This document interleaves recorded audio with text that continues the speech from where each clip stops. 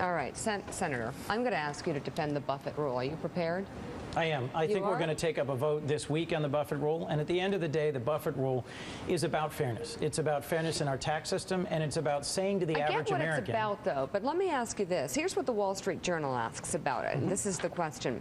They say the Buffett rule is really nothing more than a sneaky way for Mr. Obama to justify doubling the capital gains and dividend tax rate from 30 to 15%.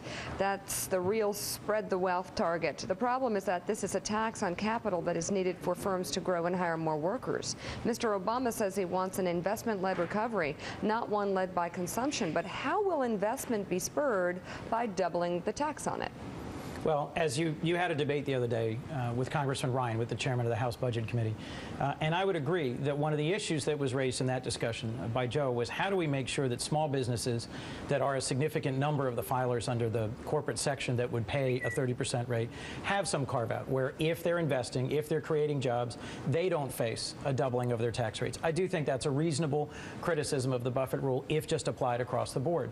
The core issue here is about individual income tax rates and how it's possible for the standard bearer of the Republican Party, now apparently Governor Romney, to pay who knows what, because we don't have his tax returns for the last couple of years, but through a variety of offshore tax havens in the Caymans and other islands around the world to pay single digits, 10%, 15%, when taxi cab drivers, postal workers, cops are paying 30%. So there is an issue about fairness here. So it isn't going to balance the budget, but it's important for values and for showing some fairness. So let me ask you about my conversation with Paul Ryan yesterday. I tried to nail Paul down on what rich was defined as.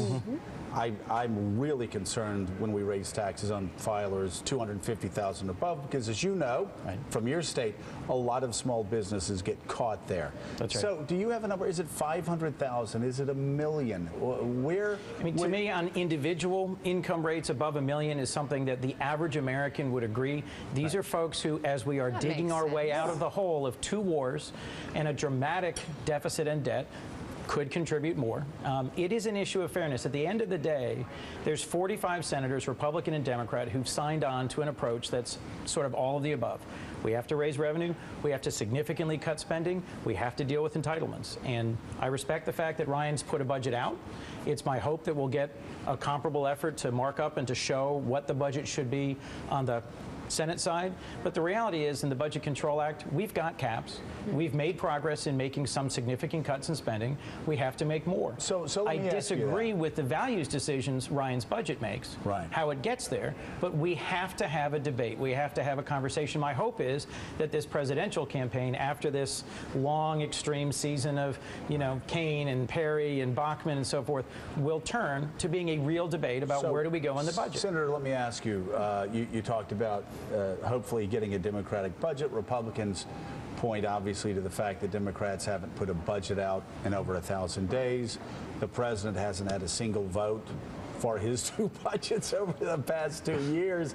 And there are a lot of things that I don't agree with on Paul Ryan's budget, but I understand where Paul's coming from. It's a starting point on the right.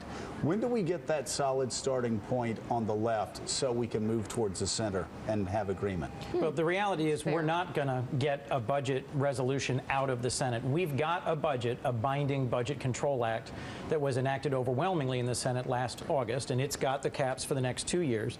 I do think we ought to be having a debate. The Budget Committee has been holding a whole series of hearings. In fact, our committee chairman, Senator Conrad, last Sunday was saying we ought to go to markup, have a public discussion. The reality is we're not going to get a vote on the floor. And we all know that the Senate at this point is having great difficulty passing things in a bipartisan way.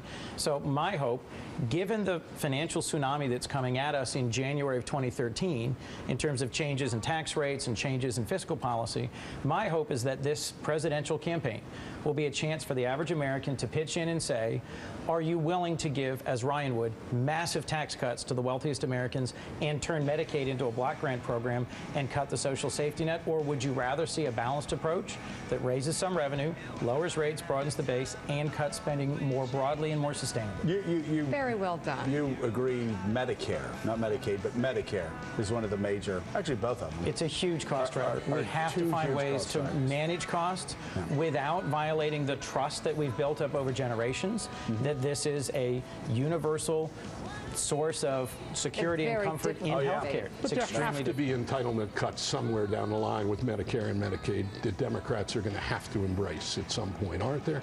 Most Democrats have said that as long as it is a balance that includes revenue and that includes defense and other spending reforms, that they're willing to look at putting everything on the table. I think that's the sort of balanced approach that the average American will embrace. And to your point, Carl, I do think Romney is now saddled with the fact that in the campaign he said things that were extreme, not just on social issues, but on economic issues. Come on. Do you guys not have Etch-a-Sketches in Delaware? That takes care of it.